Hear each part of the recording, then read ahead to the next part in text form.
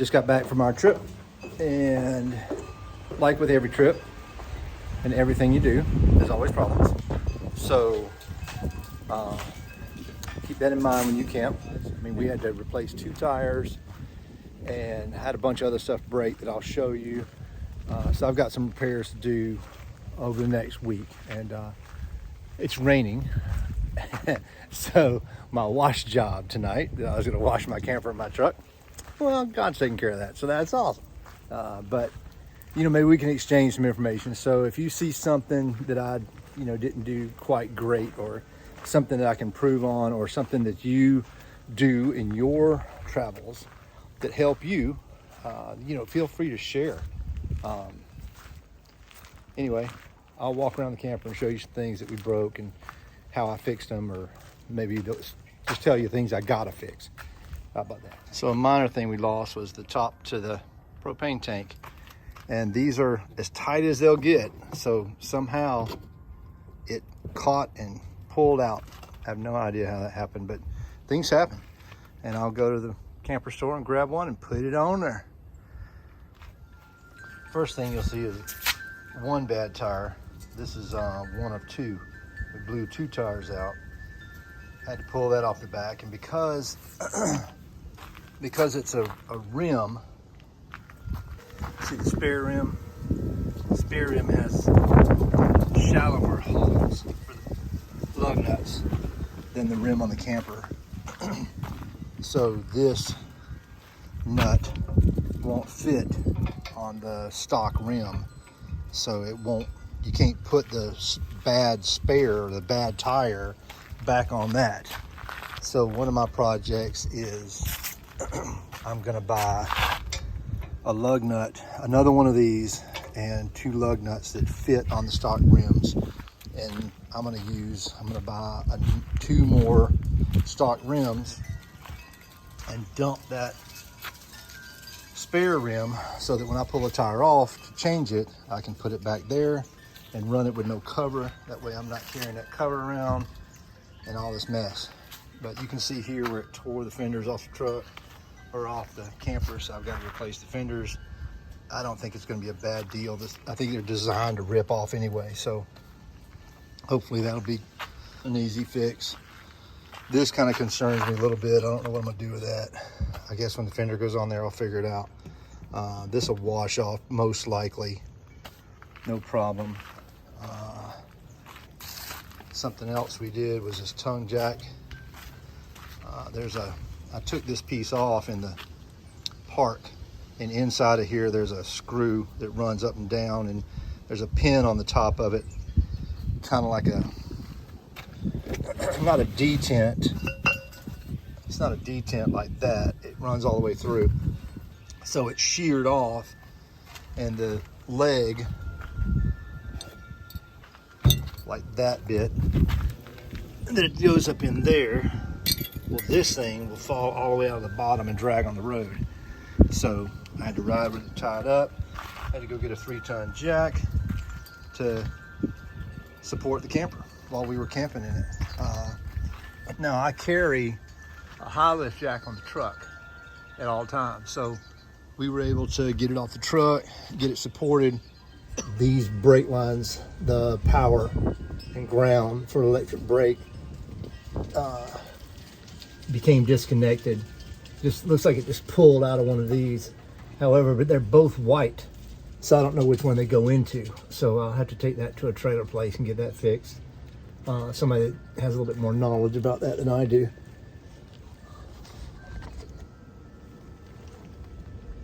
So these wires right here, when the tire blew, it ripped all these down, moved them around. Thank God it didn't destroy anything.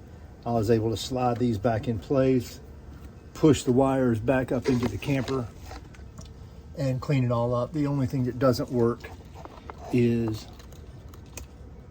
coffee pot.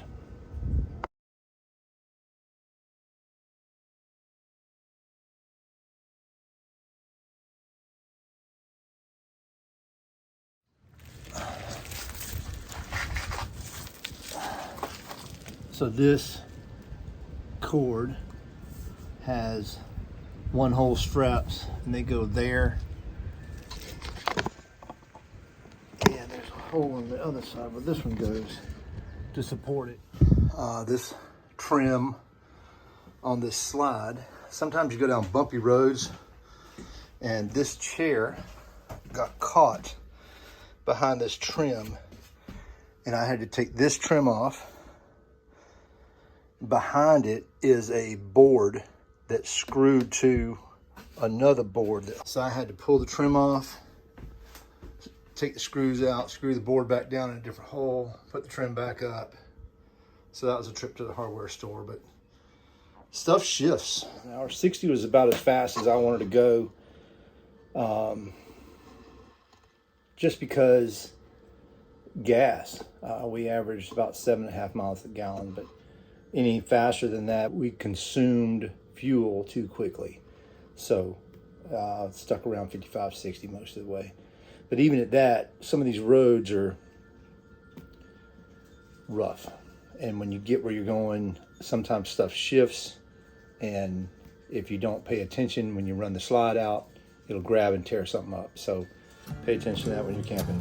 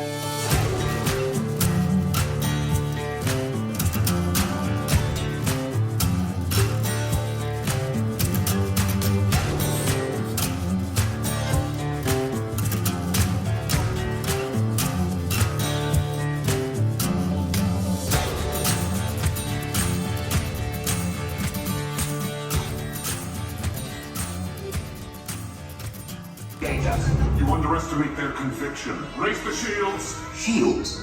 I see no evidence. Now! Sound the alarm! All personnel to their stations!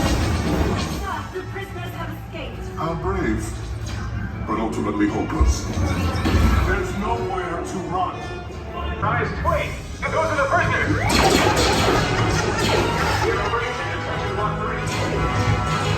Your cover is blown. Find an alternate route. Who picked these two droids anyway? Detention block breach. Prisoner block. There they are! Fire!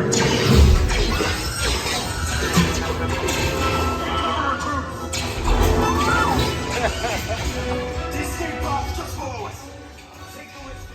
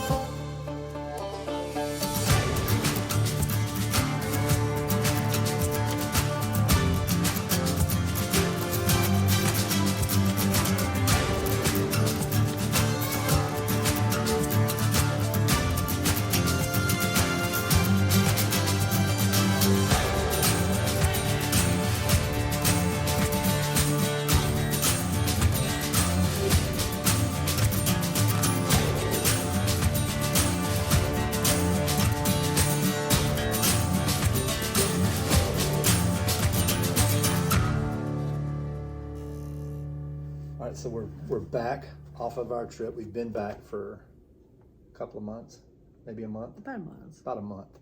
And I got some numbers for you guys. Okay. So we went 2,057.2 miles. Okay. We averaged 7.5 miles to the gallon. Average cost per gallon was $3.09 per gallon. I mean, we paid $2.89 some places and $3.29 some places, but average cost, I'm guessing because I didn't write every receipt down, was like $3.09. So that means we used, with those miles, we used 274.2 gallons of gas. And it cost us $847.50 in gas to go to Florida, travel around, come back, pull in the camper. We stayed at 5 different places, the lowest being $35, the highest being $189 a night. Average them all together, and it's about $100.14 per night is what it cost us to go. Okay. So that's not terrible. Not outrageous. Yeah. No, I mean it's, and there's no power, no water, no Wi-Fi, no nothing like that. It was just and that beats a hotel stay. Like a hotel stay nowadays is. And that's a 10-day trip. 14 days. 14-day trip. 14 days. There's an extra couple $100 at Disney for the use of the golf cart. Mm-hmm. I mean, I don't know what Well the price. worth it. Well worth it.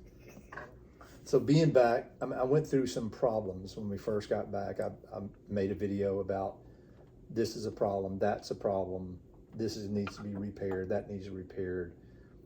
And there's a cost associated with those repairs that I really can't go into because in addition to the cost associated with repairs, there's a wait time. Yeah. Like we went to the camper store soon as it was done, as soon as we got back, the day after, ordered 2 new rims and a fender because we lost a fender when one of the tires exploded. They have no way of knowing when it's coming, if it's in stock, nothing. So that's a cost. When you're camping, you need to kind of consider that. Pulling over for gas.